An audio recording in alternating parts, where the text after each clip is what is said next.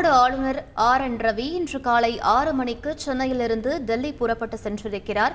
இது பற்றிய கூடுதல் தகவல்களை எமது செய்தியாளர் கசாலி வழங்க கேட்கலாம். வணக்கம் கசாலி, என்ன காரணம், முழு விவரங்கள் என்ன? தமிழக ஆளுநர் RN ரவி கடந்த தமிழகத்தின் முதல் சட்டமன்ற கூட்டத்தொடர் முதல் கூட்டத்தொடரில் தமிழக அரசின் உரையை பதிக்காமல் புறக்கணித்திருந்தார். பின்னர் கடந்த சில தினங்களுக்கு முன்னால் கோவை, நீலகிரி மாவட்டங்களுக்கு சுற்றுப்பயணம் சென்று 3 நாள் சுற்றுப்பயணம் முடித்துவிட்டு நேற்று மாலை சென்னை திரும்பினார். இந்த நிலையில் இந்த அதிகாலை திடீரென்று சென்னையிலிருந்து டெல்லிக்கு 4 நாள் பயணமாக புறப்பட்டு சென்றிருக்கிறார். டெல்லியில் அவர் தமிழக சட்டமன்ற பட்ஜெட் கூட்டத்தொடரின் கூட நிலையில் அவர் டெல்லி சென்றிருப்பது பெரும் வரவேற்பட்டது. டெல்லியில் மத்திய உள்துறை அமைச்சகம் மற்றும் உள்துறை அமைச்சக அதிகாரிகளை சந்தித்து அவர் பேசுவார் என கூறப்படுகிறது.